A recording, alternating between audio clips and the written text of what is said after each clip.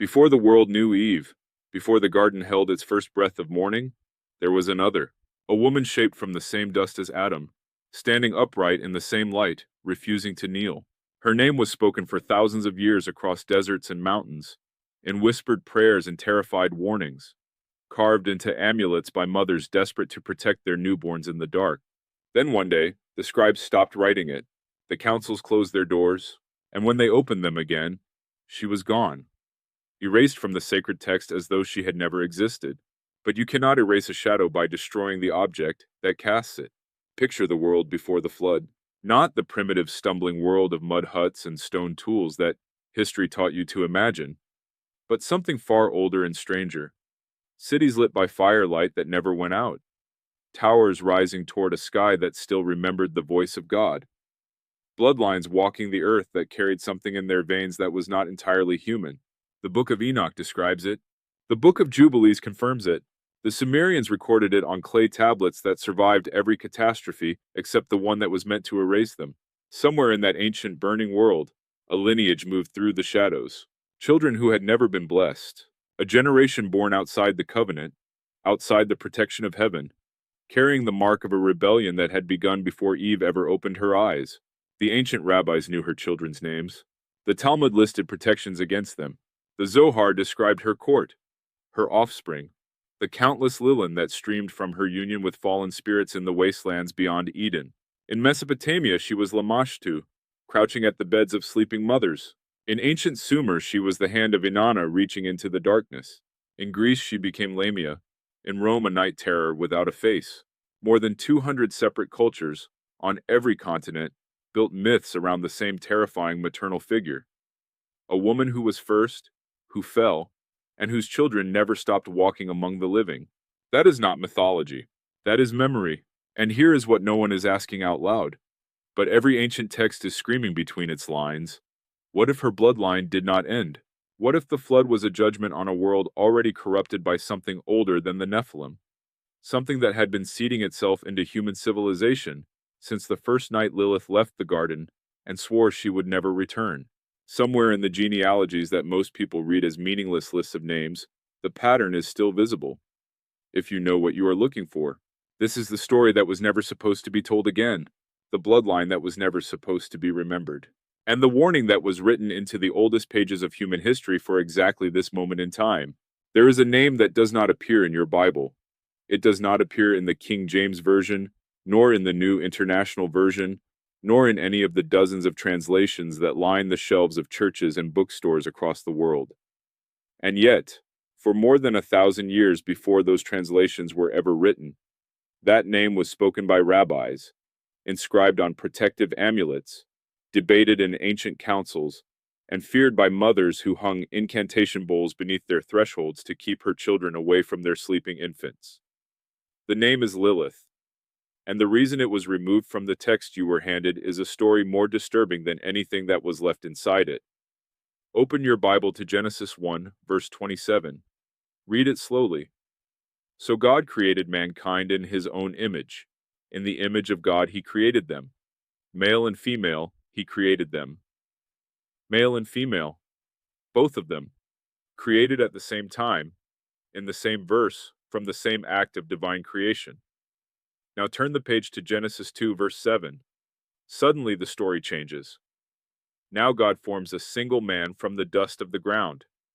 Later, in verse 22, he takes a rib from that man and builds a woman, a second woman, a woman made after the man, from the man, for the man. Do you see the problem? These are not two versions of the same story told with different emphasis. These are two entirely different creation events. And only one of them includes a woman who was made equal to Adam from the very beginning. Ancient Jewish scholars saw this contradiction long before modern theologians tried to smooth it over. The rabbis of the early centuries looked at Genesis 1 and Genesis 2 side by side, and they asked the same question you are asking right now.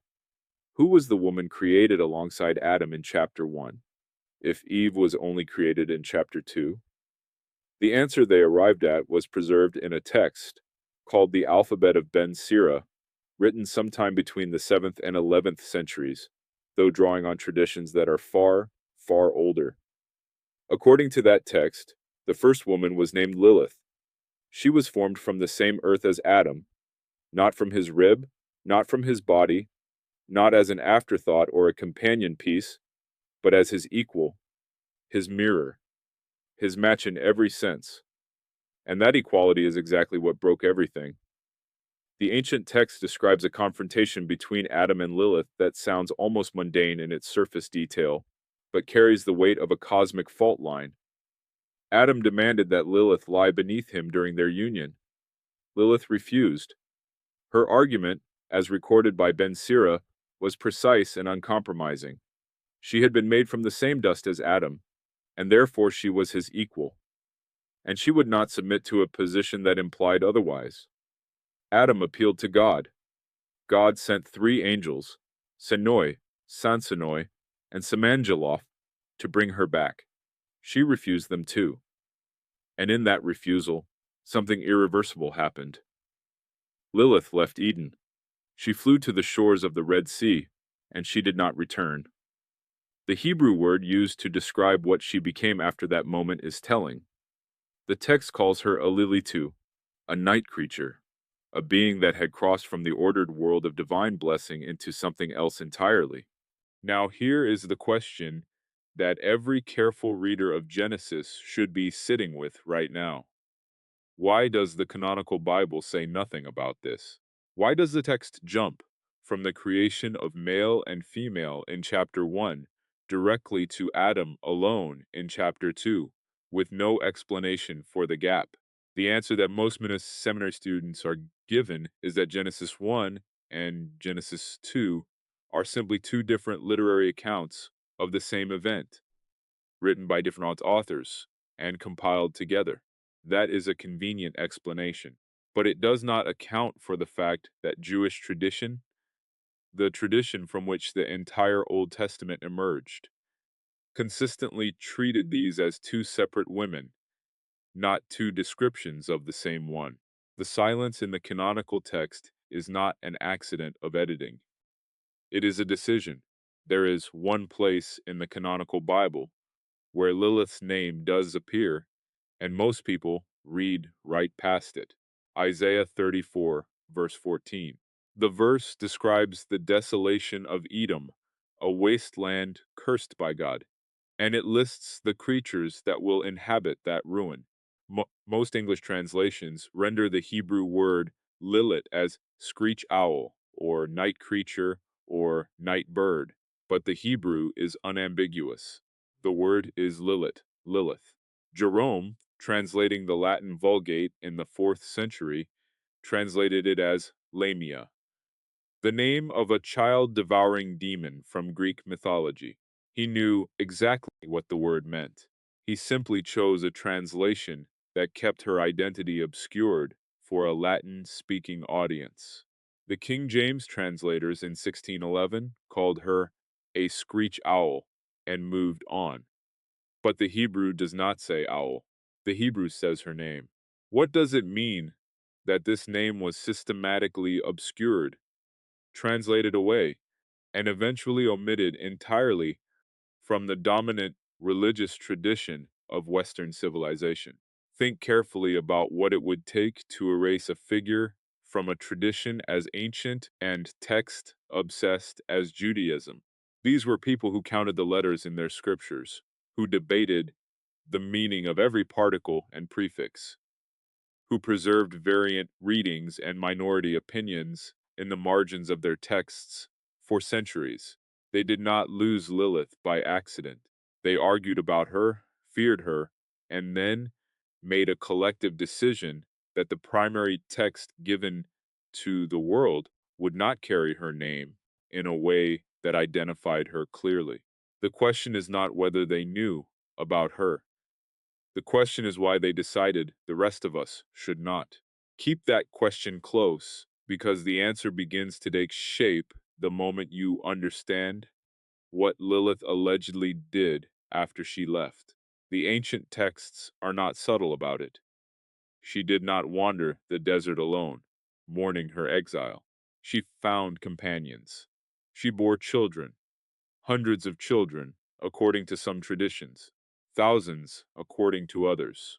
The Zohar, the central text of Jewish mystical tradition, describes her establishing a court of her own, a mirror kingdom to Eden, built in the wilderness, populated by beings that were neither fully human nor fully divine. These were the Lilin, her offspring, her legacy, her army of shadows.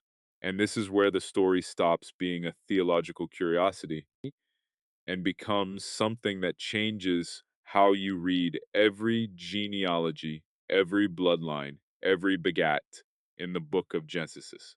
Because if Lilith's children existed before the flood, they were walking the same earth as Adam's descendants. They were breathing the same air, living in the same valleys, possibly intermarrying with the same families that would eventually produce Noah, Abraham, and the entire biblical lineage. The corruption that Genesis 6 describes did not begin with the Watchers. It may have begun Lilith left the garden and decided that if she could not live inside God's order, she would build something outside of it, and that something has never fully disappeared. Before she became a demon, before she became a myth, before she became the name scratched onto protective amulets and whispered in protective prayers, Lilith was something far more specific and far more dangerous. She was a woman who knew exactly what she was worth. That is not a modern reinterpretation or a feminist revision of an ancient story. That is precisely how the oldest texts describe her as a being of complete self awareness, formed from the same sacred material as Adam, standing in the same garden light, breathing the same consecrated air, and absolutely certain that her equality was not a negotiation. To understand what her children inherited, you first have to understand what she was before the fall. Because what gets passed down through a bloodline is not just biology, it is character. It is it is the original wound. The alphabet of Ben Sira is the primary text that preserves her story in its most detailed form. But it is crucial to understand that Ben Sira was not inventing a new legend. He was recording a tradition that already existed in oral and written form across Jewish communities. The Babylonian Talmud, compiled between the 3rd and 6th centuries, references Lilith as a well-known figure, a dangerous night spirit with wings and long hair, who posed specific threats to men who slept alone. The Talmud does not introduce her or explain who she is. It simply assumes the reader already knows. That kind of casual, unquestioned reference tells you something important. Lilith was not a fringe legend. She was a fixture of the tradition present in the cultural memory, long before any of these texts were compiled out into their final forms. The question is not where she came from. The question is why she was allowed to survive in the margins while being erased from the center. Now picture the cease that the alphabet of Ben Sira describes. Adam and Lilith in Eden, in the first days of the world, before shame, before clothing, before the serpent. The garden is not yet a place of loss. It is a place of original wholeness, and both of them are part of that wholeness equally. Adam looks at Lilith and sees a companion. Lilith looks at Adam and sees a peer. The conflict begins at the most intimate possible level. Adam insists on a position of dominance during their physical union. He frames it as natural order. Lilith frames it as contradiction. Her argument, preserved in the text, is almost startlingly rational. You are equal, she says, because we were both created from the earth. The Hebrew word for earth here is Adamah, the same root from which Adam's own name is derived. She is not making a philosophical argument. She is making an etymological one. We come from the same source. We carry the same name in our origins. There is no hierarchy written into our creation. Adam did not accept this, and so Lilith did something that no other figure in the early chapters of Genesis does voluntarily. She pronounced the divine name, the ineffable name of God, the Tetragrammaton, and she used its power to lift herself into the air and fly out of Eden. Think about what that means for a moment. She did not sneak away. She did not wait to be cast out. She did not need a serpent to tempt her or a fruit to corrupt her. She left on her own terms, using the most sacred word in existence as the key to her own departure. This is not the behavior of a creature defined by weakness or ignorance. This is the behavior of a being who understood the rules of her reality completely and chose to operate outside them with full knowledge of the cost. That choice, deliberate, informed, irreversible, is the seed of everything that comes after. The three angels sent to retrieve her, Sinoi, Sansonoi, and Samanjaloth, found her at the Red Sea, in a region the text describes as swarming with demons. Their message from God was simple: return, or face consequences. Lilith's response was equally simple: no. She told the angels that she had been created specifically to harm newborn children, boys within the first 8 days of life, girls within the first 20 days, and that this was now her purpose. Whether this declaration was a statement of intent or a negotiation tactic designed to frighten the angels into leaving her alone is something the text leaves deliberately ambiguous. What is not ambiguous is her counter-offer. She would spare any child protected by the names or images of the three angels.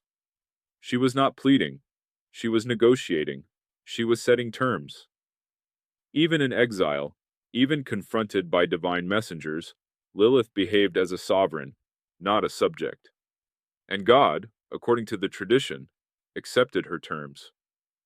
This is where her story intersects with Mesopotamian mythology in ways that are impossible to dismiss as coincidence.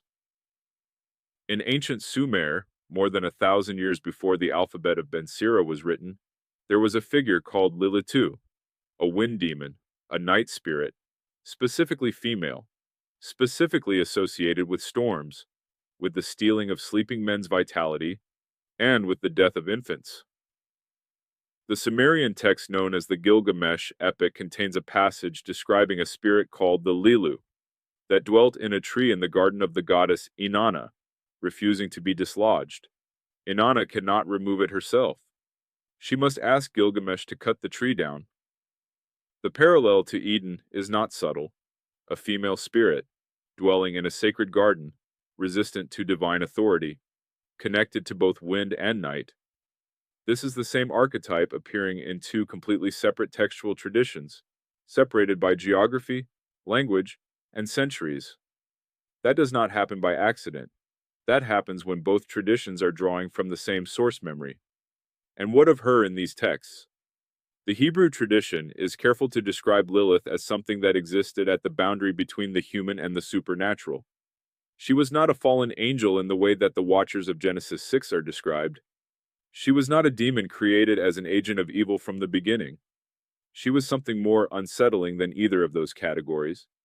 She was a human-level being who had made a supernatural choice. The Zohar, the foundational text of Kabbalah, describes her as the first emanation of the divine feminine that became corrupted, not corrupted by external temptation, but by an internal refusal to accept limitation. The Zohar calls her the mate of Samael, the adversarial angel, and describes their union as the great dark mirror of the union between Adam and Eve.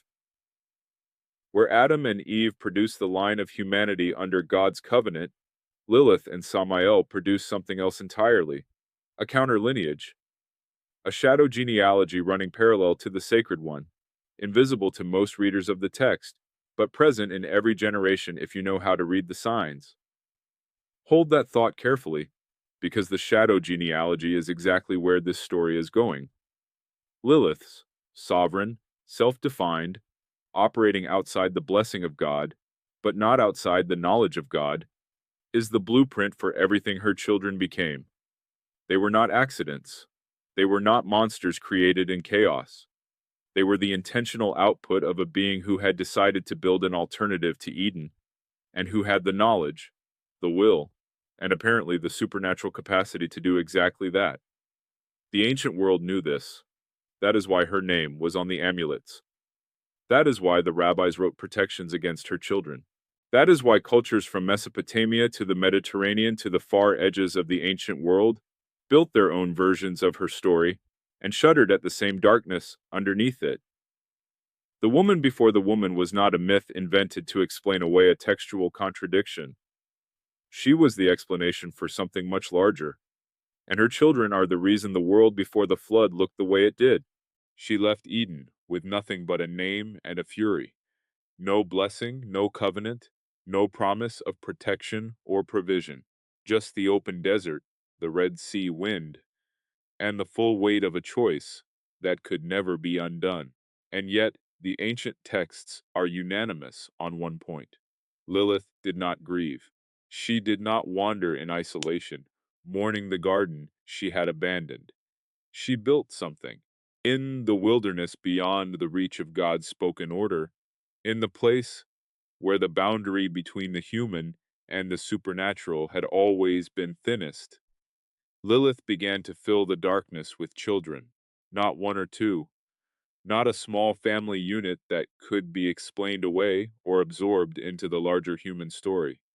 Hundreds, thousands, a generation of beings that the Jewish mystical tradition would come to call the Lilin, and whose existence would cast a shadow over every human bloodline that followed. The Zohar describes the process in language that is both clinical and deeply unsettling. Lilith, having united with Samael, the great adversarial angel, the accuser, the being that many traditions identify as the same force, later called Satan, began producing offspring at a rate that the text describes as almost incomprehensible. The alphabet of Ben Sira puts a specific number on it: 100 children per day. Every single day, 100 new beings entered the world through Lilith, and every single day, the three angels enforcing God's decree caused 100 of them to die. This was the punishment God imposed on her for her refusal to return. Her children would perish as fast as she could produce them. But the text adds a critical detail that most readers pass over. It says that when Lilith accepted this arrangement, she was granted a concession. That's that any of her children who survived, any who were not destroyed by the angelic decree, would be permitted to remain in the world. The text does not say how many survived. It simply says that some did. Guarda essa pergunta, because the answer is written into the genealogies of Genesis in a way that most people have never been trained to see. What exactly were the Lilin? This is where the ancient sources diverge in their details, but converge in their terror. The Talmudic tradition describes them as spirit beings that could take on human appearance, beautiful, compelling, almost indistinguishable from ordinary men and women, unless you knew the specific signs to look for. They were said to lack certain physical markers that fully human beings possessed. Some traditions said they cast no shadow. Others said their feet were not quite right, turned backward, or ending in something other than human toes.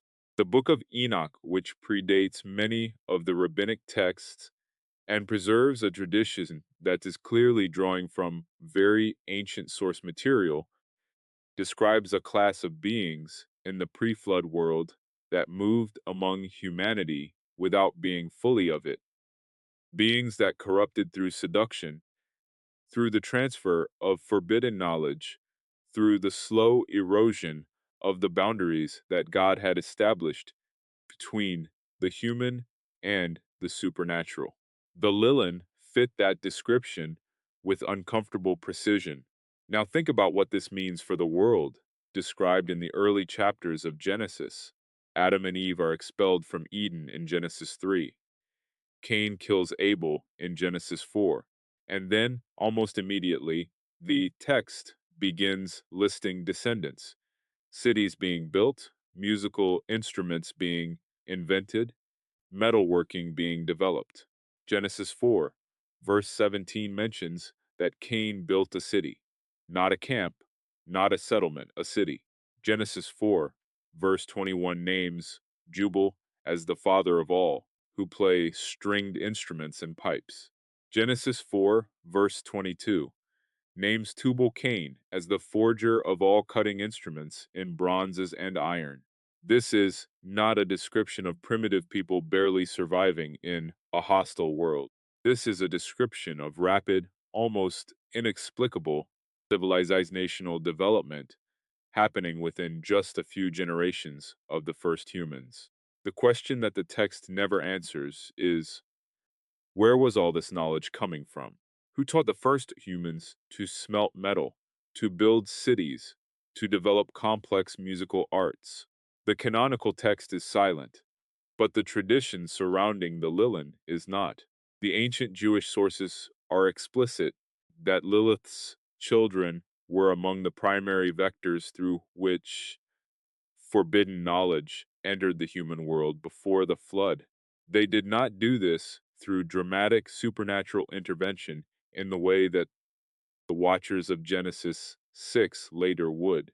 They did it through proximity, through relationship, through the slow, intimate transfer of understanding that happens when beings who possess ancient knowledge live alongside beings who are hungry to learn. The Lilin were not teachers standing at a distance. They were neighbors, companions, and in some traditions, spouses, beings who had taken on enough human appearance to move through human communities undetected, carrying with them the accumulated wisdom of a supernatural existence that predated the human story entirely. The civilization that Genesis 4 describes so briefly and then moves past is, according to this reading, at least partially the product of that contamination. But here is what makes this even more disturbing. The Lilin were not simply knowledge carriers. The tradition is consistent and unanimous that they were also hunters. The Talmud describes specific categories of Lilin that targeted specific categories of humans. Lilith herself was said to come for newborns and for men who slept alone. Her female children inherited this predatory orientation, appearing to sleeping men in the night and producing more offspring from those encounters. Offspring that were neither fully human nor fully Lilin, but something in between, something new, something that blurred the categories even further. The male Lilin, sometimes called Lilu in the older Mesopotamian sources, did the same with human women.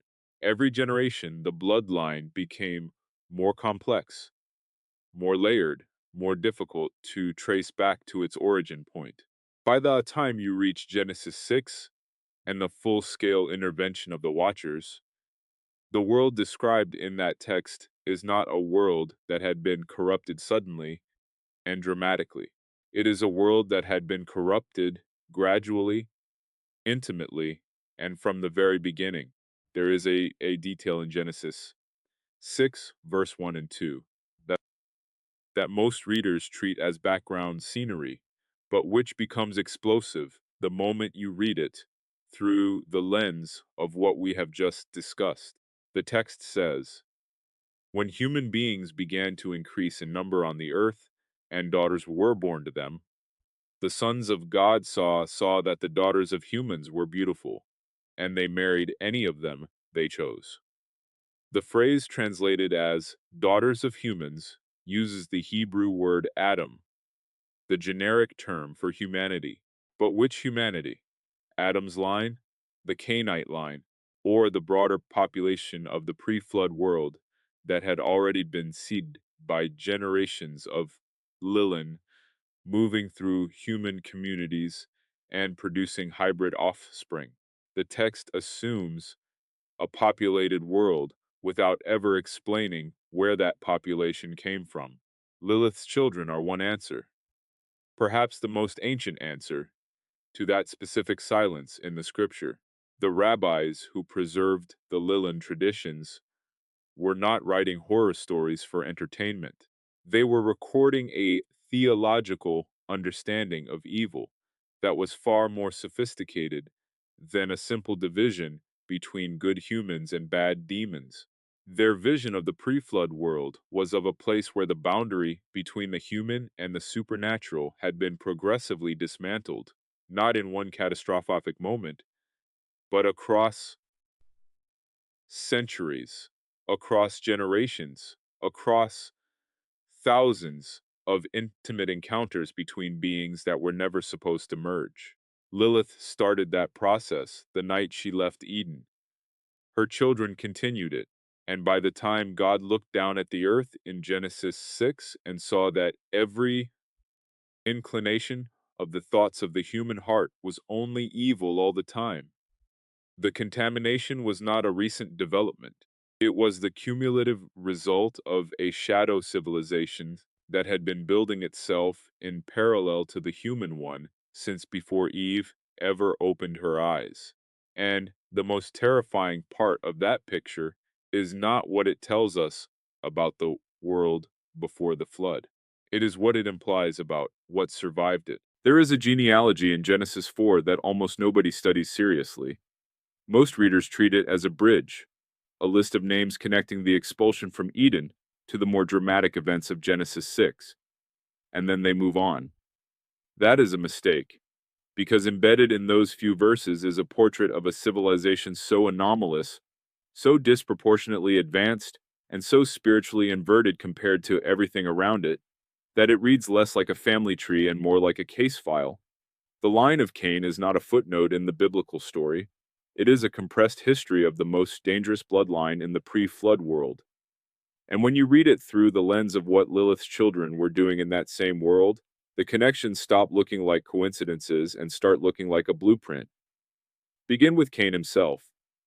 Genesis 4, verse 1 records his birth with a statement from Eve that has puzzled translators and theologians for centuries. The Hebrew text reads, "I have acquired a man with the Lord." Or, in some translations, "I have gotten a man, even the Lord." The ambiguity is not accidental. The Hebrew word used is the preposition et, which can mean with, from, or in rare constructions can function almost as a marker of identity. Ancient Jewish commentators noticed this ambiguity and took it seriously. Several traditions, including strands preserved in the Targums, the ancient Aramaic translations of the Hebrew Bible, suggest that Eve's declaration was more complicated than a simple expression of gratitude. Some read it as a confused or even boastful claim about of what she had produced. Others read it as a statement that Cain's origin was not entirely what it appeared to be. The Zohar goes further than any of these, stating directly that Cain was not the son of Adam, but the son of Samael, the same adversarial being who is consistently linked in the mystical tradition to Lilith herself. Stop and sit with that for a moment. If the Zohar's tradition is correct, then Cain was not the first child of the human lineage. He was the first child of the counter lineage, the offspring of Samael, Lilith's consort, carried by Eve either through deception or through an encounter that the canonical text deliberately obscures. This would make Cain not a corrupted branch of the human family tree, but a planted seed from an entirely different tree, Lilith's tree, growing inside the garden of human history from the very first generation. It would explain the mark, it would explain the curse, and it would explain why the line that descends from Cain looks so radically different from the line that descends from Seth in every measurable way that Genesis tracks. Look at what the Cainite line produces in Genesis 4. Enoch, not the righteous Enoch of Seth's line, but a different Enoch entirely, has a city named after him. Lamech, 7 generations from Cain, becomes the first polygamist recorded in Scripture, taking 2 wives in direct violation of the pattern established at creation. He also delivers what scholars call the Song of the Sword in Genesis 4, verses 23 and 24, a chilling boast in which he claims to have killed a man for wounding him, and asserts that his vengeance will be 77 times greater than God's protection of Cain. This is not the language of a man operating within a covenant relationship with God. This is the language of someone who believes himself to be operating entirely outside of it, by his own authority, with his own rules. The Hebrew word for what Lamech expresses here is not anger. It is something closer to sovereign defiance. It is the same posture Lilith took at the Red Sea. It is the family inheritance. And then there are the three children of Lamech, each one described as the father of an entire category of human advancement. Jabal is the father of those who dwell in tents and raise livestock, the beginning of nomadic pastoral civilization. Jubal is the father of all who play the harp and flute, the origin of organized musical culture. Tubal-Cain is the forger of every cutting instrument in bronze and iron, the founder of metallurgy. Three children, three pillars of civilization, all from the same curse line, all appearing in the text with no explanation of where their knowledge came from or how they developed these capacities so rapidly. The Book of Enoch fills in that gap with disturbing specificity. It names specific watchers who taught specific arts to humanity: metalworking, enchantments, astrology, the cutting of roots, and the knowledge of plants. But the Book of Jubilees adds a layer that the Book of Enoch only hints at. It suggests that some of this knowledge was already present in the human world, before the Watchers arrived in Genesis 6, introduced through channels that the canonical text does not name. The Cainite line is the most obvious candidate for those unnamed channels. Consider the geography of Genesis 4 alongside the geography of the Lilin traditions. Cain is sent east of Eden, to the land of Nod, a name that in Hebrew means wandering or exile, the same conceptual territory to which Lilith was banished. The land of Nod is not described as empty. When Cain arrives there, he takes a wife, and the text offers absolutely no explanation for who she is or where she came from. Theologians have argued about this verse for centuries, proposing that she must have been another daughter of Adam and Eve not mentioned in the text. But the tradition surrounding the Lilin offers a different answer that the geography supports perfectly. The land of exile east of Eden, where Lilith had established her counter-kingdom and populated it with her children, would be exactly the place where Cain would find a wife who was not of Eve's line. The wife from Nod may not be a mystery of population logistics. She may be a deliberate narrative signal that Cain's line became entangled with Lilith's line from the very first generation, after the murder of Abel. This entanglement has a name in the mystical tradition. The Zohar calls it the Sitra Achra, the other side. It is the shadow realm that runs parallel to the divine order, populated by beings that mirror the structure of the sacred world but operate on inverted principles. Power without covenant, knowledge without sanctification, civilization without blessing. The Cainite genealogy in Genesis 4 is the human face of the Sitra Achra, a lineage that built cities, developed arts, mastered crafts, and accumulated power at a rate that the Sethite line could not match, precisely because it was drawing on sources of knowledge and energy that existed outside the boundaries God had established. The 7 generations from Cain to Lamech represent not just a family history, but a civilizational project. The deliberate construction of a world that did not need God, built on the foundation of a bloodline that had been compromised before it ever began. And here is what should make you deeply uncomfortable as you read this. The line of Cain does not disappear before the flood. Genesis 4 does not end with their destruction or their repentance or their absorption into the Sethite line. It simply stops listing them, and the narrative moves forward into a world that Genesis 6 describes as comprehensively corrupt. The silence around what happened to the Cainite bloodline between Genesis 4 and the flood is one of the most loaded silences in all of Scripture. They built cities. They developed metallurgy. They mastered music and animal husbandry.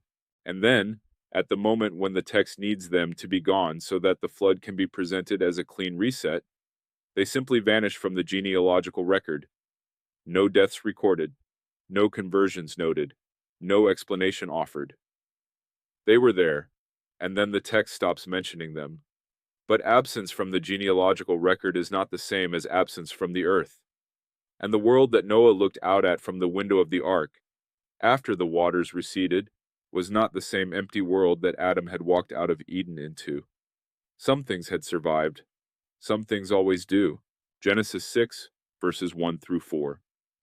8 verses that have generated more theological controversy, more suppressed debate, and more deliberate mistranslation than almost any other passage in the entire Bible. Read them carefully.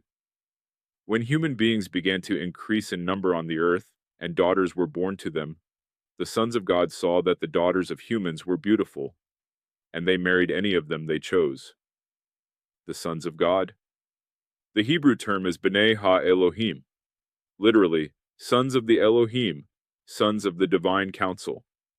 Not metaphors, not poetic language for righteous men. The oldest Jewish interpreters, the authors of the Book of Enoch, the translators who produced the Septuagint, the Greek translation of the Hebrew Bible, all read this phrase the same way. These were supernatural beings, angelic or semi-divine, who descended from their proper domain and crossed a boundary that was never meant to be crossed. And what they found when they arrived on earth was not a pristine human world waiting to be corrupted. It was a world that had already been compromised for generations. The Book of Enoch names the leader of these descending beings as Semyaza, and it lists the names of 200 watchers who swore an oath together on the summit of Mount Hermon, a mountain whose very name in Hebrew means devoted or consecrated, carrying the dark irony that the place of their collective vow was a place of sacred dedication turned inside out. The Book of Enoch, chapters 6 through 8, then catalogs with remarkable specificity exactly what each watcher taught to humanity. Azazel taught the making of weapons and the art of war, the cutting of metals, the crafting of ornaments, and the use of cosmetics to seduce. Semyaza taught enchantments and root cutting. Armaros taught the resolving of enchantments. Barachiel taught astrology. Kokabel taught the constellations. Ezekiel taught the knowledge of the clouds. The list continues for several more names, each one associated with a specific category of forbidden knowledge. This is not a general description of supernatural mischief. This is a structured curriculum, a deliberate program of technological and occult transfer from a supernatural source to a human population. But here's the question that the Book of Enoch never quite answers directly, and that the canonical text sidesteps entirely. Why did the Watchers find this particular moment, this particular generation, so compelling? What was it about the daughters of men in Genesis 6 that drew 200 supernatural beings to abandon their station simultaneously? The standard theological answer is that human women were physically beautiful, and the Watchers were overcome by desire. That is an answer, but it is not a satisfying one, because it reduces beings of immense supernatural intelligence to creatures controlled entirely by appetite. The older tradition suggests something more complex. The Zohar and several strands of early Jewish mysticism propose that the Watchers were drawn not merely to human beauty, but to something in the bloodline, a specific quality, a specific opening, a specific corruption that was already present in the human population, and that resonated with the Watchers' own rebellious. In other words, the Watchers did not initiate the corruption of humanity. They were attracted to a corruption that was already there. And that corruption had a name, it had a genealogy. It had been building for generations in the line of Cain, in the hybrid offspring of the Lilin, in the slow accumulation of forbidden knowledge and inverted spiritual orientation that had been seeding itself into the human world since the night Lilith left Eden. Picture the pre-flood world at the moment the Watchers arrive. It is not a world of innocent primitive people living in harmony with. It is a world that already has cities, metallurgy, organized music, and pastoral civilization, all developed by a bloodline that the mystical tradition consistently associates with supernatural influence from outside the covenant. The Watchers did not descend into an empty field. They descended into a field that had already been partially cultivated by forces operating under the same dark authority that had commissioned them. The corruption of Genesis 6 was not a first corruption. It was a second one, a deeper one, a completion of something that had begun much earlier and much more quietly. The offspring of the Watcher unions are called the Nephilim in Genesis 6, verse 4, a Hebrew word that most translations render as giants, though the root nephal means to fall, suggesting that the Nephilim were the fallen ones, the descended ones, the beings produced by a falling together of the divine and the human that God had never sanctioned. The same verse adds a phrase that is almost always overlooked in popular discussions of the Nephilim, and also afterward. The Nephilim were on the earth in those days, and also afterward. After what? After the flood. The text is acknowledging, in the most understated possible way, that the category of being produced by the union of supernatural and human did not end with the flood. Something of that persisted, something carried through, and the tradition surrounding Lilith's bloodline offers the most coherent explanation for how that persistence was possible. The Lilin, the hybrid offspring of Lilith's counter-lineage, had already distributed the relevant supernatural genetics so broadly through the human population that no flood of water, however comprehensive, could fully expunge what had been woven into the fabric of human heredity across dozens of generations. The Book of Jubilees adds a dimension to this picture that is almost never discussed in mainstream theological contexts. It describes the period before the flood as one in which the boundaries between human, angelic, and demonic were progressively dissolved, not through a single dramatic transgression, but through a cumulative process of boundary violations that each made the next one easier. First, the Lilin moved among humans and produced hybrid children. Then those children, carrying both human and supernatural qualities, became the bridges across which the Watchers moved when they finally descended. The Watchers' transgression in Genesis 6 was catastrophic precisely because it was not unprecedented. It was the culmination of a process that had been underway since before Eve. Each violation of the created order lowered the barrier for the next one, until by the time the Watchers arrived, the human world was so thoroughly interpenetrated by supernatural influence that 200 angels could descend en masse and find ready partners waiting for them. Now connect this to something Jesus said in Matthew 24, verse 37. As it was in the days of Noah, so it will be at the coming of the Son of Man. Most readers interpret this as a comment about moral complacency, people eating and drinking and ignoring the signs of judgment until it was too late. But the context of Genesis 6 is not primarily about moral complacency. It is about the specific corruption of the human bloodline through the intersection of the human and the supernatural outside the bounds of divine order. If Jesus was pointing back to the days of Noah as a prophetic template for the end times, he was not just saying that people would be distracted and indifferent. He was saying that the specific conditions of Genesis 6, the blurring of the human and the non-human, the introduction of forbidden knowledge, the corruption of the bloodline from within, would be recreated. Today, in our time, humanity possesses the capacity to edit the human genome. We are splicing animal and human DNA in laboratories. We are developing artificial intelligence that blurs the boundary between human cognition and machine processing. We are, in the most literal sense, doing what the Watchers did, merging categories that were designed to remain separate. The days of Noah are not ancient history. They are a pattern. And patterns, as every student of the Bible eventually learns, are always pointing forward. There is a category of archaeological discovery that scientists and historians find deeply uncomfortable, not because the objects are poorly made or difficult to analyze, but because they are too well made, because they demonstrate a level of technical knowledge that should not have existed in the civilization that produced them, in the era in which they were produced.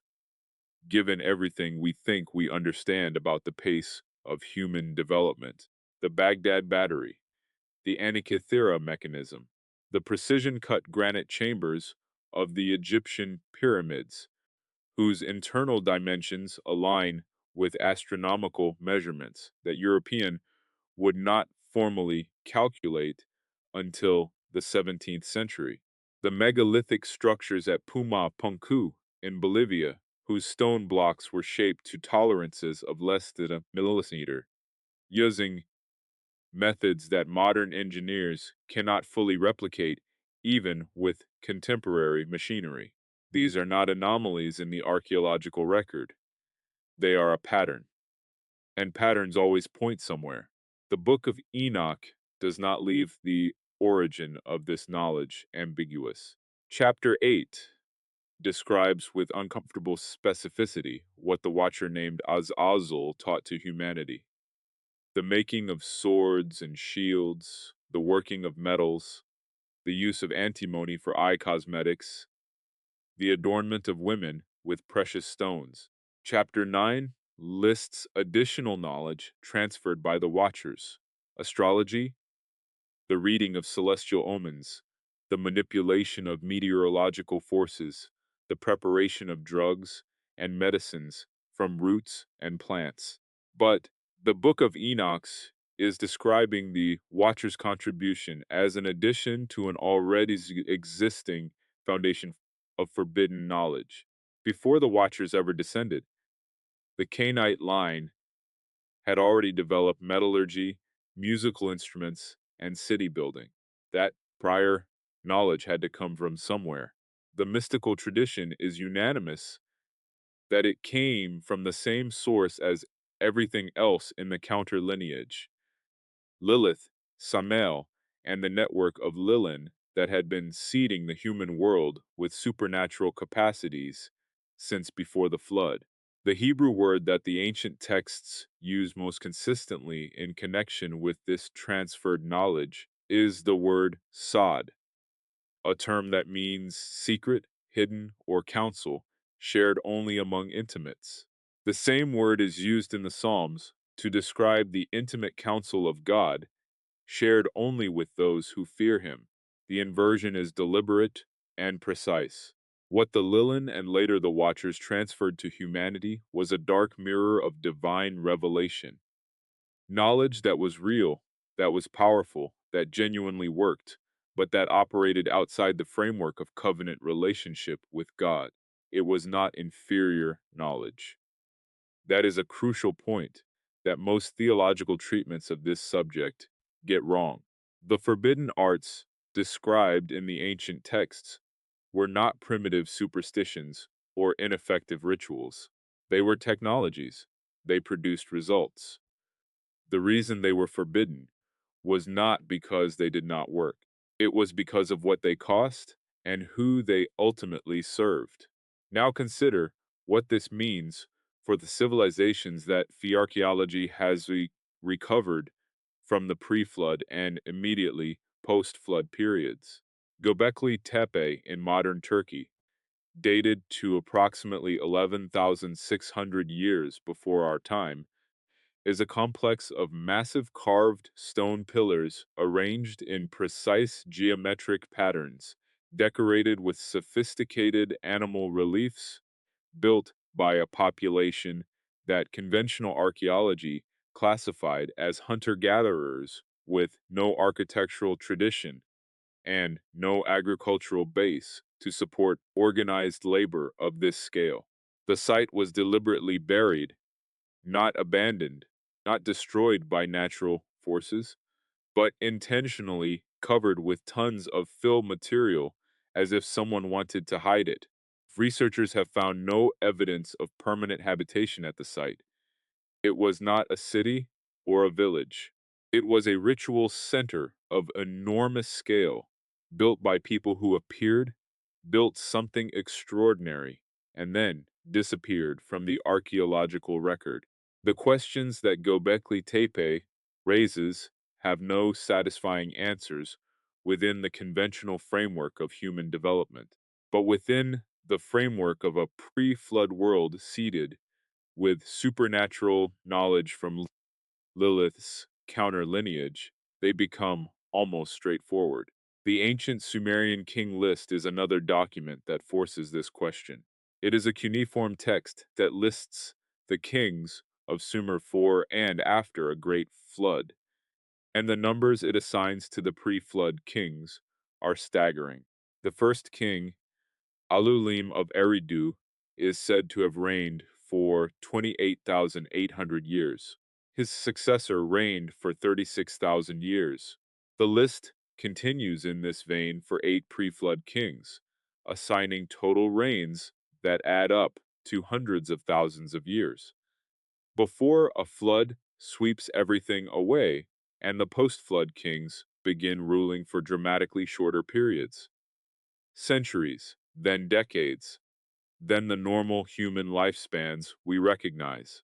Most scholars treat the pre-flood numbers as mythological exaggeration, but Genesis itself records pre-flood lifespans of close to 1,000 years for figures like Methuselah, Jared, and Noah. The Sumerian tradition and the Hebrew tradition are not contradicting each other on this point.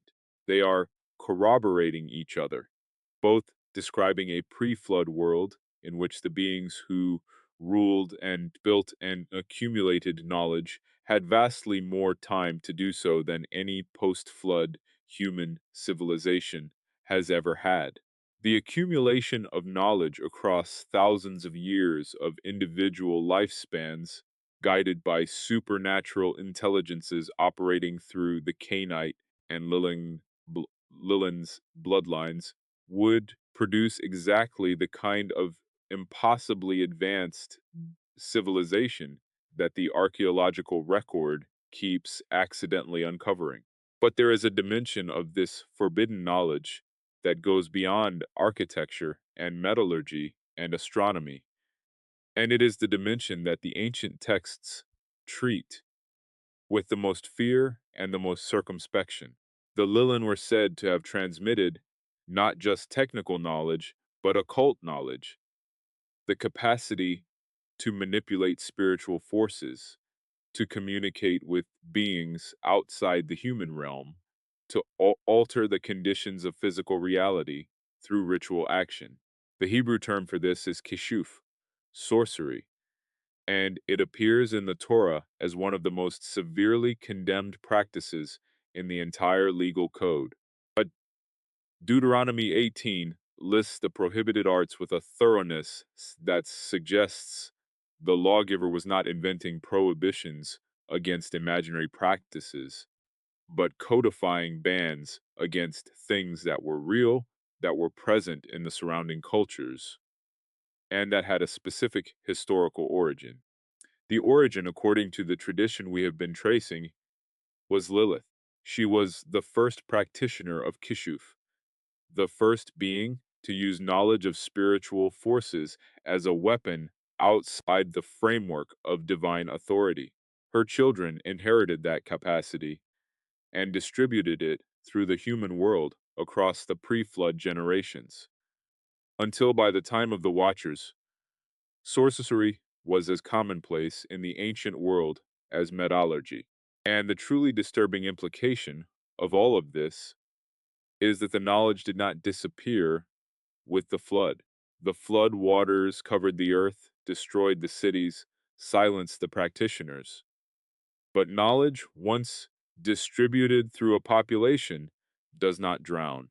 It hides. It goes underground. It survives in the memory of the few who carry it forward, encoded in ritual, in symbol, in the mythological traditions that every post-flood culture independently developed in forms so similar to each other that the parallels cannot be explained by coincidence alone. The ziggurats of Babylon echo the step pyramids of Mesoamerica. The astronomical alignments of Stonehenge mirror those of the temples at Karnak. The flood narratives of Mesopotamia, India, China, and the Americas all describe the same event with the same structure and the same cast of divine and human characters. More than 200 separate cultures on every continent preserve the memory of a world before the world, a civilization of extraordinary power that was destroyed by water because it had become something God could not allow to continue. That is not mythology. That is the testimony of every human culture that survived the reset. All of them remembering the same thing, all of them carrying fragments of the same forbidden knowledge forward into the new world. The question that should keep you awake is not where that knowledge came from. You already know the answer to that. The question is where it went. Picture the moment the rain began.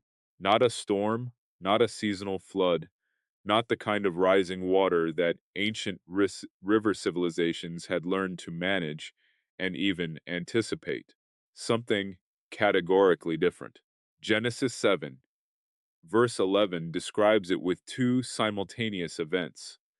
The fountains of the great deep burst open, and the floodgates of the heavens were opened, water from below and water from above, converging at the same moment, as if the entire architecture of the created world had been thrown into reverse.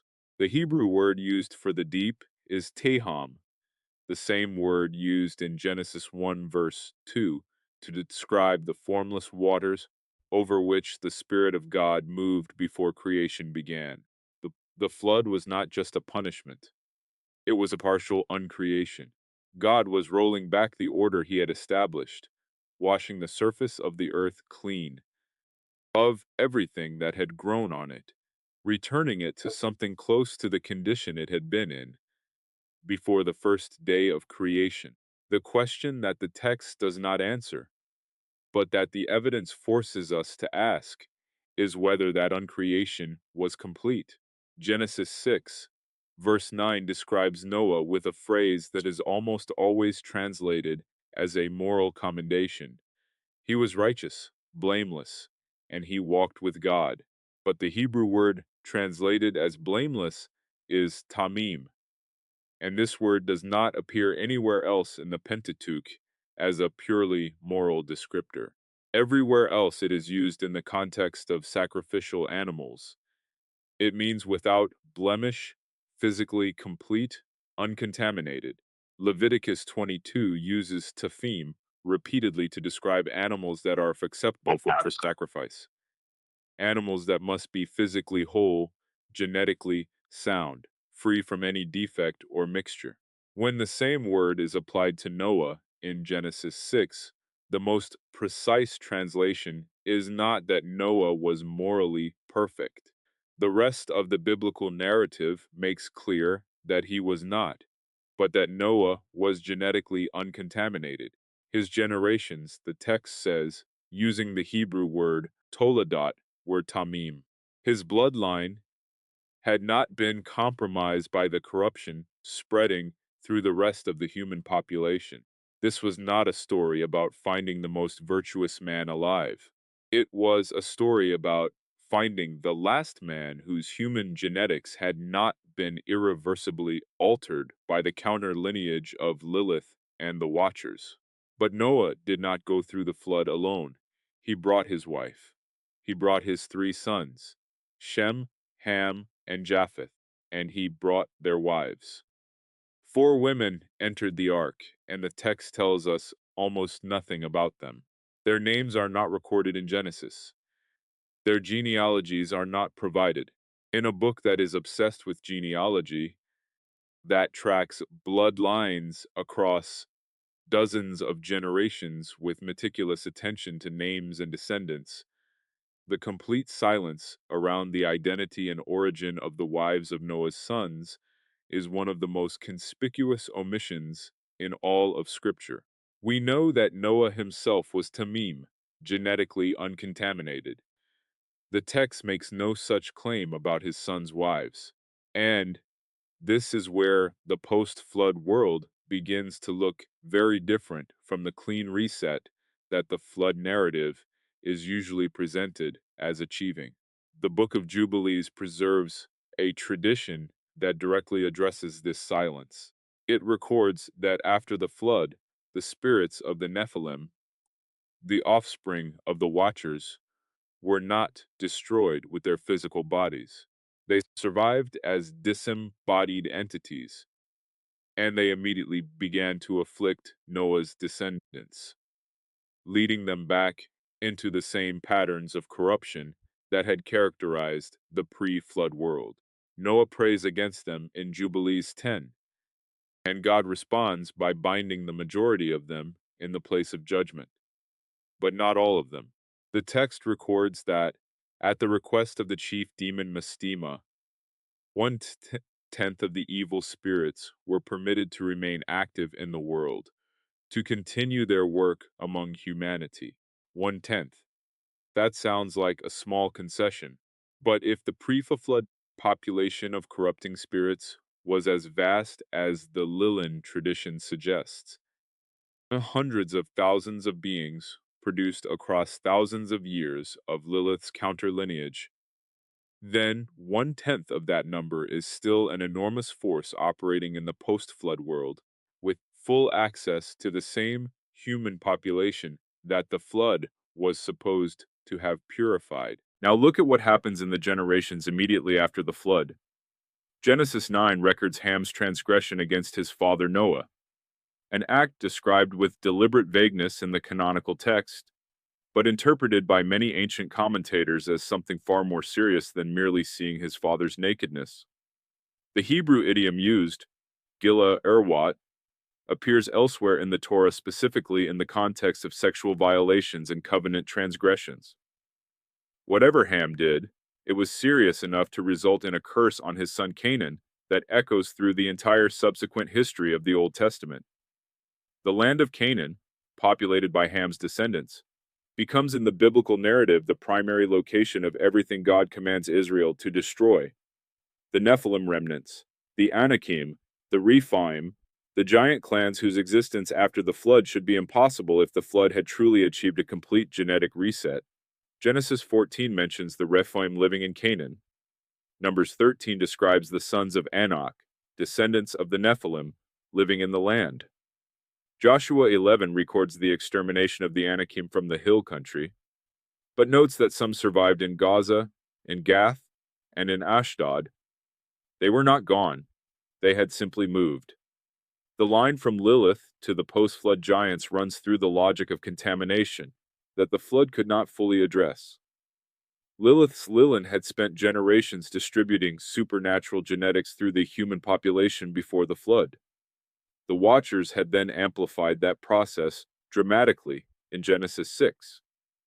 By the time Noah and his family entered the ark, the corruption was not confined to a visible, separable population of obvious monsters that could simply be drowned. It had been woven into the genetic fabric of the human world at a level that 4 women of unknown genealogical origin, boarding a wooden vessel with their husbands, were entirely capable of carrying forward without anyone, including themselves, necessarily knowing they were doing so. The flood destroyed the most visible and extreme expressions of the corruption: the cities, the Nephilim giants, the Watcher-taught practitioners of forbidden arts. It did not and could not destroy what had been encoded at the cellular level across dozens of generations of human reproduction. This is the piece of the puzzle that makes the post-flood biblical narrative suddenly coherent, in a way it has never been when read as a simple moral history. Why does God command the complete extermination of the Canaanite tribes, men, women, children, and livestock, with a thoroughness that has troubled ethicists and theologians for centuries? Why are the Israelites repeatedly warned not to intermarry with the surrounding peoples, not just for cultural or religious reasons, but with an urgency that implies something far more serious than the preservation of tradition? Why does the giant clan problem keep reappearing in the narrative long after the flood was supposed to have solved it, all the way up to the famous encounter between David and Goliath of Gath in 1 Samuel 17? The answer that the tradition of Lilith's bloodline provides is not comfortable, but it is coherent. The flood was a judgment, not a cure. It addressed the symptom at the level of the physical world with catastrophic thoroughness. But the root of the corruption, the counter lineage, the shadow genetics, the spiritual orientation that Lilith had encoded into her children from the moment she left Eden, had already gone too deep to be reached by water alone. Some things require a different kind of fire. There is a test that historians and anthropologists apply when they want to determine whether 2 similar myths from different cultures share a common origin or simply reflect universal human psychology. The test is specificity. Vague similarities, flood stories, creation myths, hero journeys, can be explained as independent responses to universal human experiences. But when the specific details align across cultures that had no documented contact with each other, when the same name appears in cognate form across multiple unrelated languages, when the same behavioral characteristics, the same physical descriptions, and the same ritual responses appear in societies separated by thousands of kilometers and thousands of years, the hypothesis of independent invention collapses. What remains is the hypothesis of a common source, and no figure in the entire mythological record of human civilization passes this specificity test more decisively than Lilith. Begin in Mesopotamia, because that is where the oldest written records take us. The Sumerian civilization, which flourished in the river valleys of modern Iraq more than 5,000 years ago, preserved extensive references to a class of demons called the Lilu and Lilitu, male and female night spirits associated with wind, with the stealing of vitality from sleeping humans, and with the death of infants and pregnant women. The Lilitu was specifically female, specifically associated with sexual predation, and specifically described as beautiful and winged, a being that could pass for human in the daylight, but revealed its true at night. Sumerian incantation texts describe elaborate rituals for protection against the Lilitu, including the placement of specific figurines at the thresholds of houses and the recitation of her names in reverse to rob her of power. This is not a minor folkloric figure. This is a being around whom an entire system of protective ritual was organized, in the oldest literate civilization on Earth, using terminology that is phonetically and conceptually identical to the Hebrew Lilith. Move west to ancient Egypt and the picture deepens. The goddess Sekhmet, the lion-headed destroyer, the bringer of plague and pestilence, the feminine force of divine wrath that Ra unleashed upon humanity when they rebelled against his authority, carries several of Lilith's most distinctive characteristics. She is beautiful and terrible simultaneously. She moves at night. She targets children and the vulnerable. She must be appeased with specific rituals performed by priests who understand her. The annual festival of Sekhmet in ancient Egypt involved the consumption of enormous quantities of red-dyed beer, intended to intoxicate the goddess and prevent her from completing her slaughter of humanity. The mythology surrounding this ritual describes Sekhmet as a being who had been given permission to destroy, who could not easily be recalled once unleashed, and whose appetite for destruction was innate rather than commanded, a being operating on her own authority, outside the control of the divine order that had theoretically created her. Lilith, by another name, wearing a lion's face, but carrying the same essential. Travel further, to ancient Greece, and find Lamia. According to the Greek tradition, Lamia was originally a beautiful queen, a lover of Zeus, whose children were destroyed by the jealous Hera. In her grief and rage, Lamia transformed into a monster that preyed on the children of others, a being of former beauty turned predatory, driven by loss and fury to consume what she could no longer create. The Greek Lamia is described as capable of removing her own eyes, of disguising herself as a beautiful woman to seduce men, and of producing monstrous offspring from those unions. Jerome, the 4th century scholar who translated the Hebrew Bible into Latin, chose the word Lamia as his translation for the Hebrew Lilith in Isaiah 34, verse 14. A choice that reveals he understood exactly what category of being the Hebrew text was describing. He was not reaching for a loose approximation. He was making a precise identification across two mythological traditions that he recognized as describing the same entity. Now cross the ocean, an ocean that, according to conventional history, no ancient Mediterranean civilization had ever crossed, and find her waiting on the other side. The Aztec goddess Cihuacoatl, the serpent woman, was a figure associated specifically with women who died in childbirth, with the stealing of children in the night, and with wailing, a characteristic so central to her identity that she became one of the primary sources of the later colonial-era legend of La Llorona, the weeping woman who wanders rivers at night crying for her lost children, and stealing those of others. The Cihuacoatl was described as appearing as a beautiful woman who would leave a cradle in the marketplace containing what appeared to be a sleeping infant.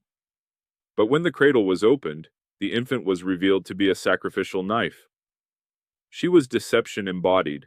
She was beauty concealing predation.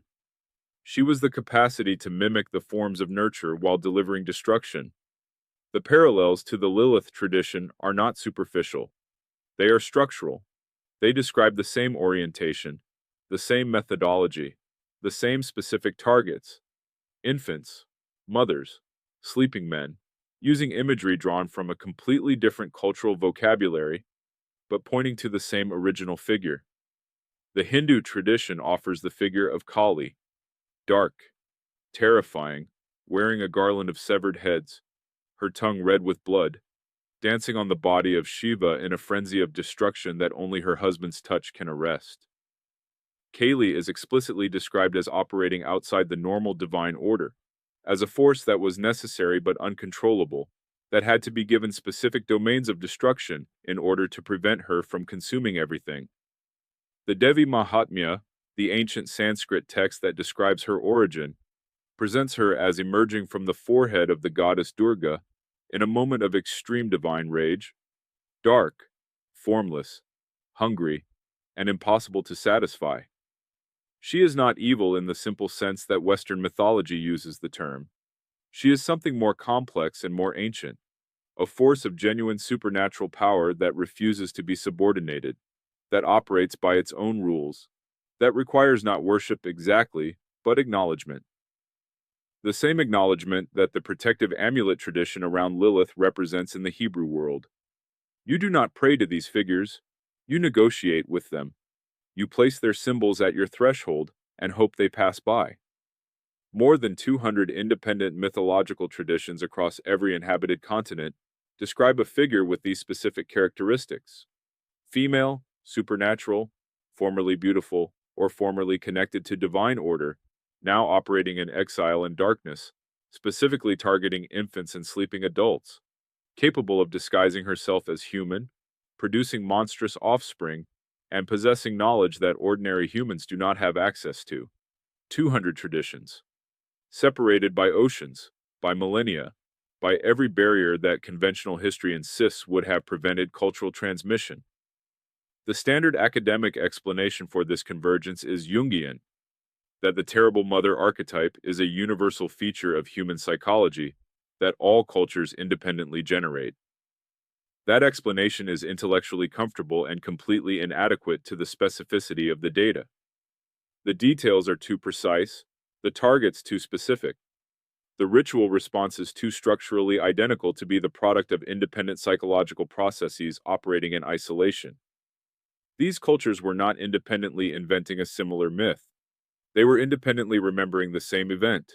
They were preserving, in the only medium available to pre-literate societies, the spoken story, the religious ritual, the protective incantation, the collective memory of a being whose existence predated every one of their civilizations, whose influence had touched the world before any of their ancestors were born, and whose shadow had never fully lifted from the human story. They did not know her Hebrew name, but they knew her face, and they were all, in their own language and their own imagery, warning their children about the same darkness. In the year 2012, a team of scientists at the Broad Institute of MIT and Harvard unveiled a tool that quietly redefined what it means to be human. They called it CRISPR, a gene editing system precise enough to cut and rewrite DNA as if it were text on a page. Within a few years, this technology moved from controlled laboratories into real-world applications, correcting genetic diseases and altering biological traits at their root. Then came the moment that crossed the invisible line. In the year 2018, embryos were edited before birth, producing children whose genetic code had been intentionally modified. Not treated, not healed, but rewritten. Now think carefully. When was the last time humanity altered its own design so directly, so deliberately, so confidently that it believed it could improve what was originally created? The ancient texts describe a moment when that same boundary was crossed for the first time. Genesis 6 verse 2 speaks of the sons of God taking daughters of men, producing offspring that were not entirely human. The Book of Enoch expands that moment into a full-scale corruption of biology, knowledge, and identity. It was not simply about desire. It was about transformation. It was about changing what humanity was at its core. Now compare that with what is happening today. Scientists are no longer observing life. They are editing it. They are not studying the human genome. They are rewriting it. And here is where everything begins to align in a way that should make you pause. Because the same justification echoes across both worlds. Advancement, improvement, evolution. The promise that humanity can become something greater than it was originally designed to be. Jesus warned in Matthew 24, verse 37, that the end would mirror the days of Noah. Most people read that as a moral statement, as if the warning was only about corruption and behavior. But the days of Noah were not defined by behavior alone. They were defined by alteration. The corruption was not only spiritual, it was biological. It was structural. It was written into the very fabric of human existence. Now look at our world again. Artificial intelligence is beginning to merge with human cognition. Neural interfaces are being implanted into the brain, allowing direct communication between mind and machine. Laboratories are experimenting with synthetic organisms, blending genetic material across species boundaries. This is not speculation. This is documented reality. And the question becomes unavoidable. Are we witnessing the same pattern unfolding again, only this time through technology instead of direct supernatural intervention? But there is another layer that is even more subtle, and in many ways more dangerous.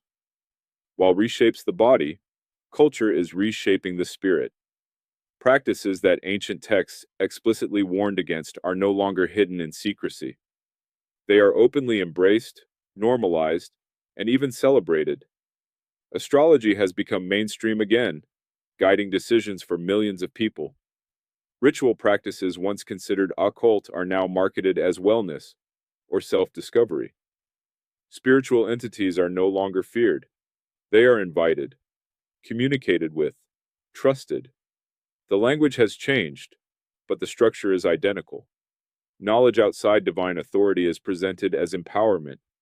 Boundaries are described as limitations, and the idea that humanity can access hidden forces to elevate itself is no longer controversial. It is fashionable. The tradition surrounding Lilith describes exactly this kind of shift. She did not present her rebellion as destruction. She presented it as freedom. She did not frame her departure from Eden as loss. She framed it as independence. And her children carried that same philosophy into the world. They did not force humanity into corruption. They invited it. They offered knowledge, power, and autonomy. They blurred the line between liberation and rebellion so completely that the difference became invisible. Now look around you. How often is dependence on God described as weakness? How often is self-definition elevated as the highest virtue? How often is the idea of transcending human limits celebrated without questioning what those limits were originally designed to protect?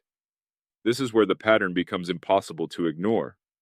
In the pre-flood world, the corruption spread through relationships, through knowledge, through the gradual erosion of boundaries. In the modern world, the same process is happening at a global scale, accelerated by technology and amplified by culture. The difference is not in the corruption. The difference is in the speed. What once took generations now takes years. What once spread through isolated communities now spreads instantly across the entire planet. And yet the underlying question remains exactly the same. What happens when humanity steps outside the design it was given and begins to redefine itself according to its own will? There is a passage in Daniel chapter 2 that describes a final kingdom as a mixture of iron and clay. Strong, but unstable. Advanced, but fractured. And then it says something that has puzzled readers for centuries. They will mingle themselves with the seed of men, but they will not hold together. The phrase suggests a union that is unnatural, a blending that does not truly integrate. For a long time, This was interpreted as political alliances. But in light of everything we have seen, another interpretation emerges: a biological mixture, a reintroduction of the same problem that defined the days of Noah, a world where humanity is no longer entirely human, and where that instability becomes the defining feature of the final era. So now the question returns, sharper than before. If Lilith's bloodline was never fully erased, if its influence persisted through generations, through cultures, through hidden knowledge and subtle transformation, then what you are seeing today may not be a new development at all. It may be the continuation of something ancient, something patient, something that has been moving through history, adapting to each era, waiting for the moment when humanity itself would willingly complete what was once forced upon it. And if that is true, then the warning was never about the past. It was always about now. There is a moment in every investigation when the scattered pieces stop behaving like isolated fragments and begin to lock together into a single, unavoidable pattern. This is that moment.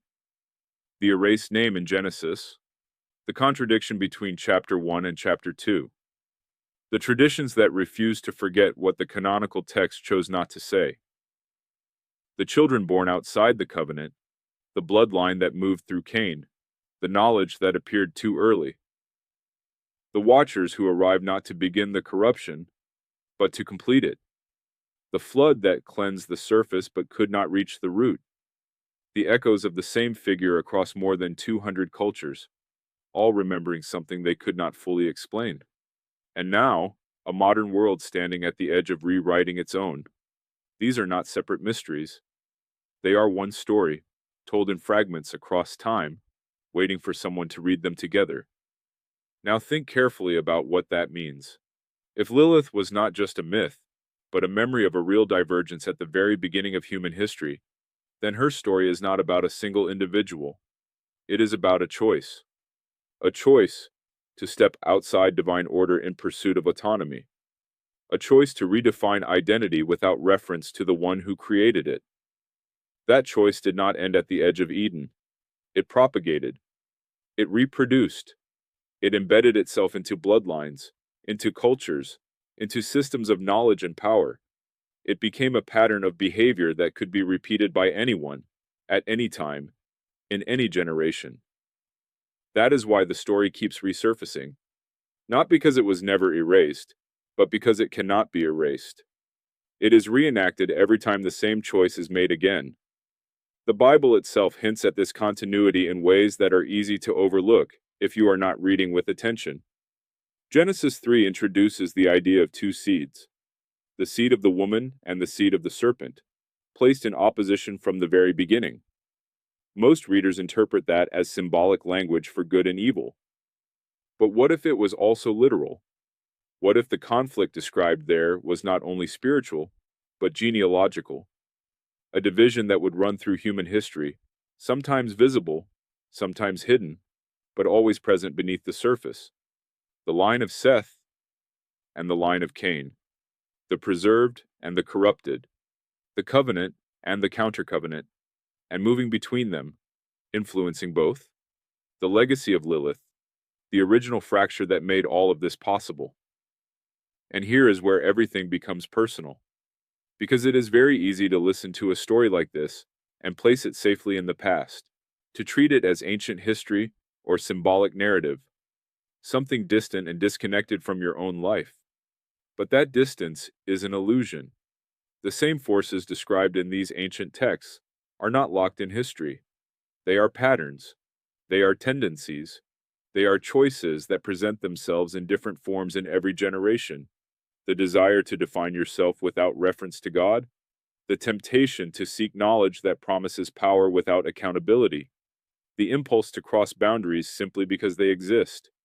These are not abstract concepts. They are lived realities, and they are the exact mechanisms through which the ancient corruption spread in the first place. Jesus did not end his warning about the days of Noah with a description. He ended it with an implication. If the conditions of that time would return, then so would the consequences. Not necessarily in the same form, not necessarily through water, but with the same underlying purpose. Judgment was not arbitrary. It was a response to a world that had become fundamentally incompatible with the order it was created to sustain. Now look again at the trajectory of the modern world, the merging of human and machine, the rewriting of genetic code, the normalization of practices that dissolve the boundary between the physical and the spiritual. And ask yourself the question that sits beneath all of it. At what point does humanity become something other than what it was created to be? And if that point is reached, what happens next? The ancient texts never present these questions as purely intellectual exercises. They present them as decisions, not collective decisions made by societies or governments, but individual decisions made by people. Every generation inherits the same choice in a different form: to remain within the design or to step outside it, to trust the boundaries or to challenge them, to align with the original intention, or to pursue an alternative path that promises more but delivers something else entirely. Lilith made her choice at the beginning. Her story shows you where that path leads. The rest of the narrative shows you how far its consequences can spread. So now the final question is not about Lilith, or Cain, or the Watchers, or the Flood. It is about you. When you look at the world around you, when you see the patterns repeating, when you recognize the same choices presenting themselves in new forms, what do you do with that awareness? Do you dismiss it as coincidence? Do you accept it as inevitable? Or do you recognize it for what it is? A warning that has been preserved across thousands of years, across multiple civilizations, across texts that were never meant to agree but somehow do? The story was never erased. It was fragmented, hidden in plain sight, waiting for the moment when it would be understood again. Because the most unsettling possibility is not that this story is true. It is that it is repeating. And if it is repeating, then the ending is not something that has already been written. It is something that is being written now, not in ancient languages on fragile scrolls, but in real decisions, in real time, by real people. The same pattern, the same choice, the same consequences. The only difference is that now you can see it.